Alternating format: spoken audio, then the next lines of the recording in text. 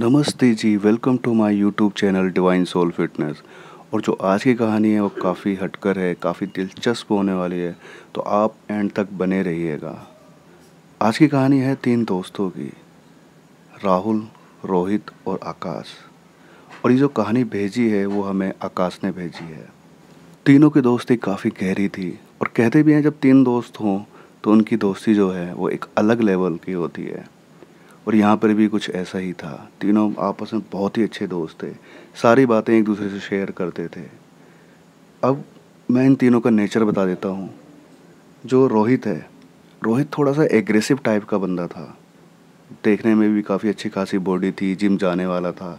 तो वो ऐसा था कि कहीं भी अगर कुछ जैसा भी लफड़ा हो जाए या कोई लड़ाई हो जाए तो सबसे पहले भिड़ने वाला बंदा वही था। वहीं जो राहुल है, राहुल थोड़ा सा डरपोक टाइप का था। वो छोटी छोटी बातों पे बहुत जल्दी डर जाता था। अगर मान लो कहीं पे लड़ाई हो गई है तो सबसे पहले भागने वाला बंदा वही था। वहीं आकाश, वो थोड़ा मॉडरेट टाइप का था। वो काफ़ी इंटेलेक्चुअल था, हर बात को बड़ी सोच समझ कर बोलता था। अक्सर ये तीनों कहीं भी घूमने जाते थे तो साथ ही जाते थे। तो ऐसे ही एक बार इन तीनों ने प्लान बनाया कि चलो कसोल चलते हैं। और ये तीनों काफ़ी ज़्यादा एक्साइटेड भी हो गए थे कसोल जाने के लिए। तीनों ने क्या करा, अपना अपना सामान पैक किया, तैयारी करी, सारी तैयारी हो गई। और जिस दिन कसोल निकलना था उस दिन ये बस के थ्रू कसोल के निकल जाते हैं, क्योंकि बस में थोड़ा सा किराया भी कम लगता है। टैक्सी हायर करते उसमें किराया काफ़ी ज़्यादा लग जाता। तीनों मस्ती करते हुए जा रहे थे, रास्ता बड़ा ही अच्छा था। इनको आसपास के नज़ारे देखते हुए जा रहे थे। तीनों बड़े ही खुश थे। जब वो जिस लोकेशन कसोल में जाना था वहाँ के बस स्टॉप पे पहुँचे तो तीनों उतर गए। अच्छा, मैं यहाँ पर एक बात बताता चलूँ कि जो लोकेशन है हम उसको रिवील नहीं कर रहे हैं। उसके कुछ रीज़न हैं, आप लोग समझ जाइए। वैसे भी मैं सिर्फ एरिया बताता हूँ, एग्जैक्ट लोकेशन कभी भी नहीं बताता हूँ, क्योंकि उसके पीछे काफ़ी रीज़न होते हैं। किसी की प्राइवेसी होती है और भी बहुत सारे रीज़न होते हैं। तो इसलिए हम यहाँ पे लोकेशन को रिवील नहीं कर रहे हैं। जब वो बस स्टॉप पे पहुँचे, उस लोकेशन के आसपास पहुँच गए, तो उन्होंने क्या किया, जहाँ पर उनको जाना था तो उस जगह जाने के लिए एक टैक्सी हायर की। टैक्सी वाले से बात की। वो टैक्सी वाला जो था वो लोकल ही था, हिमाचल का, उस एरिया का लोकल था। तो वो वहाँ के आसपास के एरिया से काफ़ी अच्छे तरह से वाकिफ़ था। तो वो तीनों टैक्सी वाले भैया से बात करते हुए जा रहे थे। और फिर उन्होंने टैक्सी वाले भैया से बोला कि भैया कोई आसपास अच्छा होटल हो तो हमें बताइए, क्योंकि हमें रुकना है वहाँ पर। तो टैक्सी वाला जो था वो काफ़ी अच्छे नेचर का था। और आप जानते ही हिमाचल के लोग वैसे भी काफ़ी अच्छे नेचर के होते हैं और सीधे साधे होते हैं। कोई चालाकी या कोई छल कपट उनके दिल के अंदर नहीं होता है। लेकिन आजकल जैसे कि कुछ खबरें आ रही हैं कि पंजाब वालों में और हिमाचल वालों में कुछ क्राइसिस हो रहे हैं। तो मैं ये कहना चाहता हूँ कि एक दो अगर ऐसे कोई इंसिडेंट्स हो जाते हैं, नहीं पता किसकी गलती है, मैं यहाँ जज नहीं कर रहा किसी को भी कि किसकी गलती है, बट किसी एक दो इंसिडेंट्स की वजह से पूरे स्टेट को एक जैसे कंपेयर करना वो बड़ा ही गलत है। मैं देख रहा हूँ आजकल पंजाब से कुछ इन्फ्लुएंसर हैं, वो हिमाचल को बदनाम करने की पूरी कोशिश कर रहे हैं। प्लीज़ ऐसा मत करिए। मैं नहीं कहता पंजाब अच्छा नहीं, पंजाब बड़ा ही अच्छा है। तो वही मैं कह रहा हूँ, पंजाब में भी बहुत सारे अच्छे लोग हैं तो वहीं 2-4 बुरे लोग भी हैं। ऐसे ही हिमाचल में मोस्टली अच्छे लोग हैं, लेकिन एक दो जो लोग हैं वो ख़राब हैं, उनका बिहेवियर अगर ख़राब है तो पूरे स्टेट को आप कंपेयर नहीं कर सकते। तो मेरी पंजाब वालों से और जो दूसरे स्टेट से जो लोग आते हैं उन सब से रिक्वेस्ट है कि आप लोग यहाँ पर आइए, एंजॉय कीजिए। और हाँ, कुछ चीज़ें होती हैं कि देखो जी, हमें कहीं भी जाते हैं तो कुछ चीज़ों का हमें वहाँ के कल्चर का, वहाँ के आसपास के लोगों का सम्मान करना होता है, उनकी वैल्यू का सम्मान करना होता है। तो वो लोग आप करिए और देखना यहाँ के लोग आपका दिल खोल कर स्वागत करेंगे। खैर, बैक टू द स्टोरी। अच्छा, उससे पहले एक इम्पोर्टेंट बात, हम चाहे बंगाल से हों, बिहार से हों, महाराष्ट्र से हों, पंजाब से हों या हिमाचल से हों, सबसे पहले हम भारतीय हैं और हम सब एक हैं। ये बात ज़रूर याद रखना है कि इन्हीं मतभेदों के चलते हुए हमने 1200 साल तक गुलामी की ज़िंदगी जी है। और उम्मीद करता हूँ कि अब कोई भी नहीं चाहेगा हम फिर से गुलाम बने। तो हम सब एक हैं। तो रास्ते में जब ये लोग जा रहे थे तो टैक्सी वाले भैया ने आसपास की लोकेशन के बारे में इन्हें काफ़ी कुछ बताया और 3-4 होटल इनको दिखाए।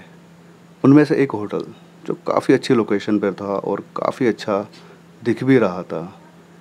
ये उस होटल में जाते हैं और अंदर से बाहर का व्यू देखते हैं और अंदर का इंटीरियर देखते हैं। बाहर का व्यू और इंटीरियर दोनों ही बड़े अच्छे लग रहे थे। तो ये लोग क्या करते हैं कि उस होटल में एक रूम बुक कर लेते हैं। उसके बाद ये लोग फ्रेश होते हैं, थोड़ी देर आराम करते हैं, दोपहर का खाना खाते हैं और खाना खाने के बाद बाहर निकल जाते हैं आसपास की जगह को देखने के लिए। बाहर घूमते घूमते इन्हें शाम हो जाती है और जब ये लोग वापस अपने होटल आते हैं तो ये देखकर बड़े हैरान हो जाते हैं कि होटल में इनके अलावा कोई भी टूरिस्ट नहीं दिख रहा है। तो ये लोग बड़ी हैरानी से होटल के रिसेप्शन पर जो लड़का बैठा होता है उससे पूछते हैं कि क्या बात है, यहाँ पर हमारे अलावा कोई और टूरिस्ट नहीं आया क्या? तो लड़का बोलता है, सर अभी ऑफ सीज़न है तो अभी ज़्यादा लोग नहीं आ रहे हैं और दिन में जो कपल आपने देखे थे वो भी अभी थोड़ी देर पहले चले गए हैं। तो ये लोग थोड़े हैरान तो होते हैं कि ऑफ सीज़न तो है लेकिन ऐसा भी नहीं है कि लोग नहीं आ रहे हों। जब ये लोग बाहर गए थे तो बाहर से काफ़ी लोग आ रखे थे, बट इतने अच्छे होटल होते हुए भी और इतना अच्छा इंटीरियर होते हुए भी, इतना अच्छा व्यू होते हुए भी यहाँ पर कोई क्यों नहीं आया? ये बात इन्हें थोड़ी स्ट्रेंज तो लगी, बट इन्होंने इतना इस पर ध्यान नहीं दिया। इसके बाद ये लोग अपने रूम में चले जाते हैं और रूम में जाकर आपस में मस्ती और गपशप करने लगते हैं।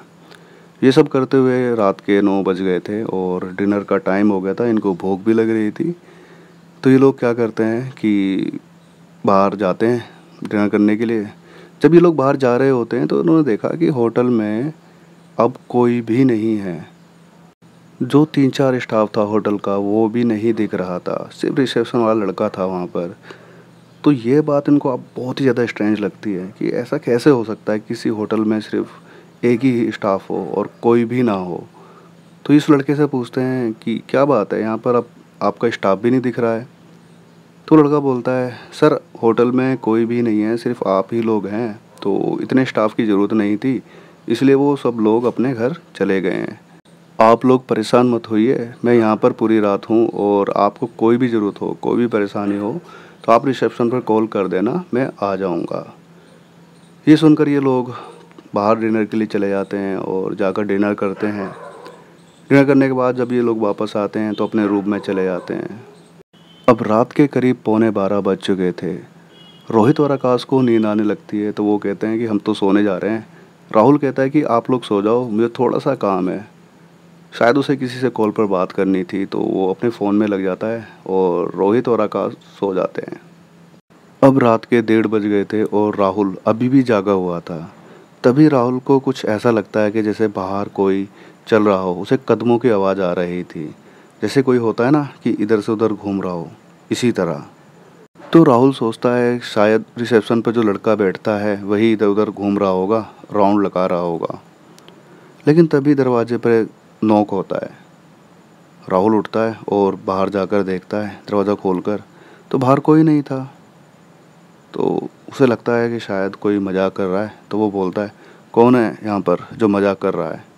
वो थोड़ी देर इधर उधर देखता है और फिर से दरवाज़ा बंद करके अपने रूम में चला जाता है। थोड़ी देर बाद फिर से वही उसे कदमों की आवाज़ आती है। फिर से वो दरवाज़ा नॉक होता है। इस बार राहुल गुस्से से उठता है और जाता है और बाहर देखता है और बोलता है, कौन है यहाँ पर जो ये मजाक कर रहा है? वो आसपास इधर उधर देखता है लेकिन वहाँ कोई नहीं होता है। तो फिर वो नीचे की तरफ जाता है और जाकर जो देखता है तो वो हैरान हो जाता है। नीचे रिसेप्शन पर कोई था ही नहीं। उसे अब तक तो यही लग रहा था कि शायद ये रिसेप्शन वाला लड़का है, यही मजाक कर रहा है, लेकिन वहाँ तो कोई था ही नहीं। वो बड़ा हैरान हो जाता है। वो ये सब सोच ही रहा था, तभी अचानक फिर से उसे वही आवाज़ आती है, जैसे कोई ऊपर गैलरी में घूम रहा हो जहाँ पर उनका रूम था। अच्छा, उनका ये रूम जो था ये फर्स्ट फ्लोर पर था और ये आवाज़ें भी वहीं से आ रही थी। जो गैलरी होती है ना रूम के बाहर, वहीं से उसको आवाज़ें आ रही थी। अब वो थोड़ा सहम जाता है। उसे लगता है कि यहाँ तो कोई भी नहीं है, फिर ये आवाज़ें किसकी हैं, कौन है जो यहाँ पर घूम रहा है? वो थोड़ा सहम जाता है, डर जाता है। तो वो जल्दी से जाता है अपने रूम में और दरवाज़ा बंद कर लेता है। अब वो कदमों की आवाज़ें राहुल को लगातार आने लगी। कभी वो आवाज़ें बिल्कुल पास से आती, तो कभी ऐसा लगता है कि वो आवाज़ें बहुत दूर से आ रही हैं। वो समझ नहीं पा रहा था कि ये कैसे हो सकता है कि अगर कोई घूम रहा है बाहर तो इतनी जल्दी पास और दूर कैसे जा सकता है। तभी उसको विंडो पर एक परछाई दिखाई देती है। राहुल ने ध्यान से देखा तो उसे ऐसा लगा कि कोई बाहर से झांक कर देख रहा हो। उसे रूम की विंडो में दो बड़ी बड़ी लाल आंखें साफ दिखाई दे रही थी। राहुल ये देखकर बहुत ज़्यादा डर जाता है। राहुल वैसे भी डरपोक टाइप का बंदा था, तो वो जल्दी से आकाश को उठाता है और सारी बात बताता है। तो आकाश बोलता है, अरे सो जा अभी, तुझे वैसे भी वहम हुआ होगा और तू वैसे भी डरता है। चल सुबह अभी सो जा, सुबह उठकर होटल वालों से इस बारे में बात करेंगे। आकाश राहुल को ये बोल ही रहा था, तभी फिर से वो नोक की आवाज़ आती है और इस बार नोक की आवाज़ बहुत तेज़ होती है, जैसे कोई दरवाज़ा पीट रहा हो। इस आवाज़ से रोहित भी उठ जाता है और कहता है, क्या बात है, कौन दरवाज़ा पीट रहा है ये? तो राहुल उसको सारी बातें बताता है। तो ये सुनकर रोहित भी बड़े गुस्से में आता है। तो कहता है, सुनो टेंशन मत लो, मैं अभी जाकर देखता हूँ कौन है बाहर। तो रोहित जैसे ही दरवाज़ा खोलता है तो देखता है बाहर कोई नहीं था। वो इधर उधर सब में देखता है तो कोई भी दिखाई नहीं देता है। तभी वो गैलरी में दाईं तरफ देखता है, उसे एक शैडो दिखाई देती है। रोहित उस शैडो को बड़े ध्यान से देखता है, लेकिन उसको समझ नहीं आ रहा होता कि कौन खड़ा है। तो वो उसको आवाज़ देता है और बोलता है, कौन है वहाँ पर? लेकिन वहाँ से कोई रिस्पॉन्स नहीं आता। वो फिर से बोलता है, कौन है, बताता क्यों नहीं है? लेकिन कोई भी रिस्पॉन्स नहीं आता है। तो रोहित गुस्से से उसकी तरफ जाने लगता है। वो जैसे जैसे धीरे धीरे उसकी तरफ जाता है तो वो नोटिस करता है कि शायद कोई औरत खड़ी है और उसने काले कलर की साड़ी पहने है और उस औरत का जो फेस था वो सामने की तरफ था, यानी कि उसकी जो बैक थी, कमर थी, वो रोहित की तरफ थी। तो वो उसे आवाज़ लगाता हुआ जाता है, लेकिन उधर से कोई रिस्पॉन्स नहीं आता है। अब राहुल और उस औरत के बीच की दूरी लगभग 10 फीट की रही होगी। तभी जो अब रोहित देखता है, उससे तो रोहित जैसे दिलेर बंदे की भी हालत ख़राब हो जाती है। वो देखता है कि उस औरत ने अपना चेहरा पीछे की तरफ घुमा लिया बिना बॉडी मूव किए, यानी कि उसका जो चेहरा है, उसकी गर्दन है, 360 घूम जाती है। और वो देखता है कि उस औरत की शक्ल बहुत ही ज़्यादा भयानक होती है। उसका चेहरा जला हुआ होता है, मुंह पर गड्ढे होते हैं और वहाँ से खून टपक रहा होता है। आंखें लाल अंगारे जैसी थीं। ये देखकर रोहित जैसे हट्टे कट्टे बंदे की भी गिग्गी बन जाती है और वो चीख मारता हुआ वहाँ से भागता है रूम की तरफ। रूम के पास खड़े हुए आकाश और राहुल भी रोहित की हालत देखकर जल्दी से अंदर चले जाते हैं और रूम का दरवाज़ा बंद कर लेते हैं। वो पूछते हैं, क्या हुआ, तू इतनी तेज चीखा क्यों? लेकिन रोहित की हालत कुछ भी बताने लायक नहीं थी। ये तीनों बहुत ज़्यादा डरे हुए थे। तभी वो देखते हैं कि वही औरत सीलिंग फैन पर बैठी होती है और उनको देखकर मुस्कुरा रही होती है। अब ये देखकर तीनों की हालत बहुत ज़्यादा ख़राब हो जाती है। वो चीखते हैं, चिल्लाते हैं और दरवाज़ा खोलने की कोशिश करते हैं, लेकिन दरवाज़ा लॉक हो गया होता है। वो बहुत ज़्यादा कोशिश करते हैं लेकिन दरवाज़ा नहीं खुलता। अब वो औरत मुस्कुराती हुई दीवार से रेंगती हुई नीचे की तरफ आ रही होती है। जैसे तैसे करके दरवाज़ा खुलता है और ये तीनों चीखें मारते हुए भागते हैं। इन्हें समझ नहीं आ रहा होता है कि किधर जाएं। तभी ये देखते हैं कि एक रूम है जिसमें हल्की सी रोशनी आ रही है और दरवाज़ा हल्का सा खुला हुआ है। ये सोचते हैं वहाँ कोई है शायद, तो जल्दी से जाते हैं उस रूम में, जाकर घुस जाते हैं और दरवाज़ा बंद कर लेते हैं बिना सोचे कि इस रूम में कौन है। ये इतने घबराए होते हैं कि चारों तरफ देखते हैं। इन्हें उस रूम में कोई मैट बिछाकर सोया हुआ दिखाई देता है, लेकिन समझ नहीं आ रहा होता कि कौन सो रहा है। तो ये उसको आवाज़ लगाते हैं, लेकिन उधर से कोई रिस्पॉन्स नहीं आता। ये बार बार उसे उठाने की कोशिश करते हैं, लेकिन वो बंदा उठता ही नहीं है। वो जो कोई भी था एक तरफ करवट लेकर सोया हुआ था। तो आकाश आता है, उसको सीधा करने की कोशिश करता है। अब जैसे ही आकाश उसको सीधा करता है तो आप लोग समझ जाओ कि आकाश ने क्या देखा। आकाश देखता है कि ये वही औरत होती है और वो आकाश को देखकर वैसे ही मुस्कुरा रही होती है। ये देखकर अब इन तीनों की हालत इतनी ज़्यादा ख़राब हो जाती है कि ये सोचते हैं कि अब शायद हमें कोई नहीं बचा पाएगा। ये जल्दी से उस रूम से बाहर की तरफ भागते हैं और सीधा नीचे जाते हैं। रिसेप्शन पर अभी भी कोई नहीं था। तो ये तीनों सीधा होटल से बाहर निकल जाते हैं। इनके पास और कोई ऑप्शन था ही नहीं। ये होटल के सामने जाकर खड़े हो जाते हैं और आसपास देखते हैं, लेकिन वहाँ कोई नहीं था। पूरा एरिया सुनसान था और पहाड़ों में रात को वैसे भी लोग जल्दी सो जाते हैं और आसपास घर भी बहुत बहुत दूर होते हैं।